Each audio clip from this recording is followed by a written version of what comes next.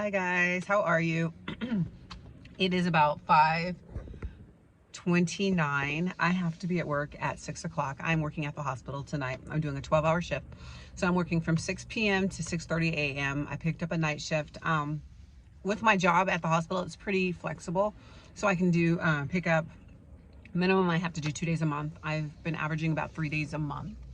And we just did a bid for the airline a couple weeks ago. I bid off again, and then I think I'm going to start full-time back at the airline in about 2 months, like in May or so, like that. So I'm looking forward to it. But I hope you guys are all doing well. But I wanted to come on and do this video because people keep on asking me the difference between, and I remember a few years ago I did do a video about the difference between mainline and contract company, or mainline and subsidiary. And so I'm just going to do a really quick video of it before I go into work.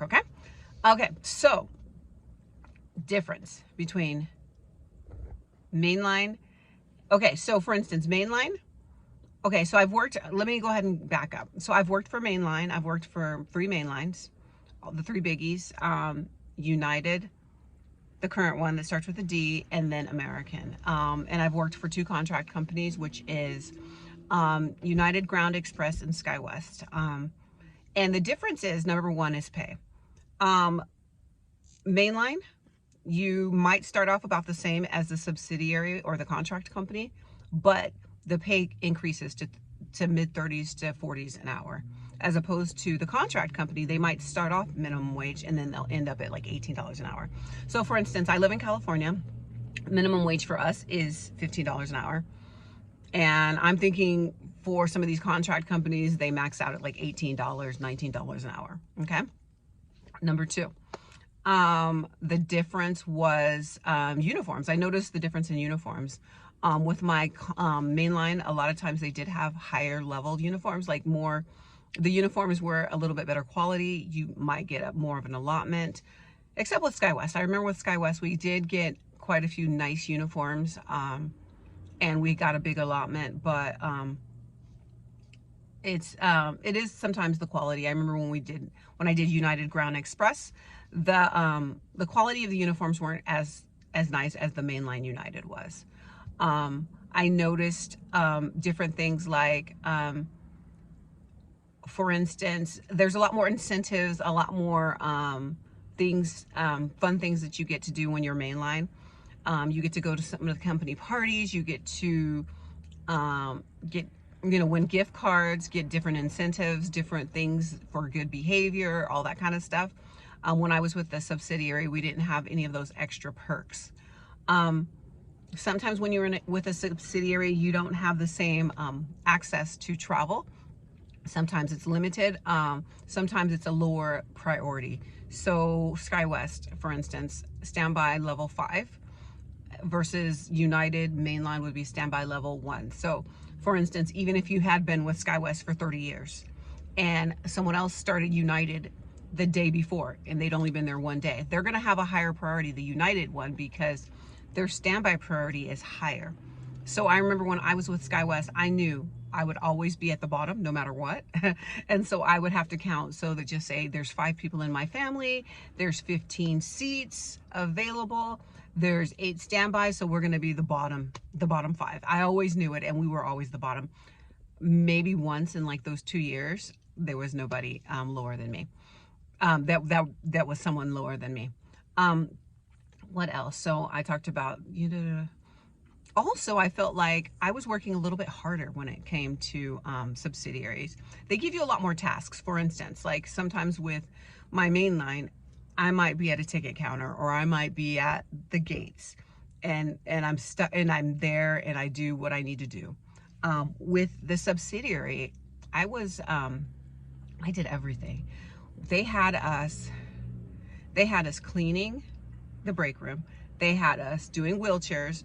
They had us cleaning planes. We did the ramp. We did the boarding. We did the ticketing. We did everything. We did the baggage. Like, I could do all of those things in one shift. And even though I was getting paid less, I felt like I was doing a lot more. The great thing for me was I'm very thankful for the subsidiary that I had, just because of the fact that, like, it got me back into the airline industry, you know, when no one else was hiring, and I'm from a small station, a small airport. And so I was very blessed to be able to get in. And if I had a choice between subsidiary or not working for an airline, I would definitely choose subsidiary. Honestly, if I had a choice between subsidiary and mainline, I'd probably choose mainline.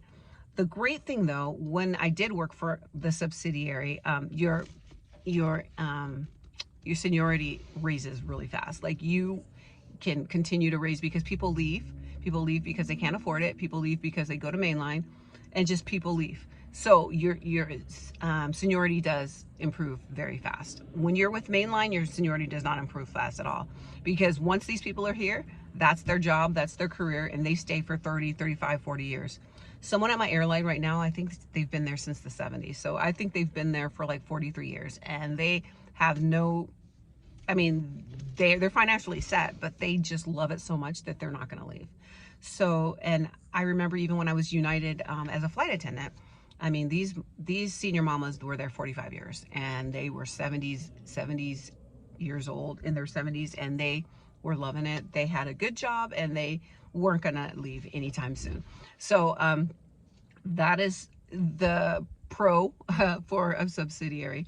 Also, I love the fact that when I was a subsidiary with SkyWest, I could work between 4 and 6 hours a week. It was awesome. I would pick bids that I would only be going in 3 days a week, 2 days a week. And then sometimes people would pick up my shift. So it was great. I mean, not that I don't like working for the airline, but you know that my main goal for working for an airline is travel benefits. And being able to travel was the best thing. And so that is why I did it, because you guys know I have another job. My other thing, what else? Oh, I also remember certain airlines and certain subsidiaries, they charge a little bit more for travel. For instance, SkyWest, when we went to Japan, it ended up being like $500. We went first class, of course. We went first class, but it was like the taxes plus fees plus this plus that plus whatever. If I would have done the exact same thing on the exact same plane with United, it would have been $70 per person. So it would have only been $140 as opposed to like $250 a person. So sometimes they charge more. And the great thing about working for a mainline is sometimes like, you don't have to pay ahead of time if you do have taxes. Like, so when I went to France, just saying the taxes, I don't know, $40, $60, whatever they were, they can just be payroll deducted. But when I was with United Ground Express, they made us pay it ahead of time with a debit card or a credit card before we could even book the ticket. What else is the difference? I hope this is helping you guys, kind of telling you my version of how it was different for me. Both are great. Both have their pros, both have their cons. One generally is more of a career move, and the other one might be just more for the benefits. A lot of times people that are at the subsidiaries do have other jobs, other ways in which they have income, whether it's a spouse or whether they have another business or whether they do Uber or Lyft or something like that, or even another job. So I did notice that. But that is the difference between mainline subsidiary. Good luck, everyone that's applying. I hope you guys are doing great. I hope you guys are making this job work for you. I hope you guys are traveling a lot, and I will see you in the next one. Bye.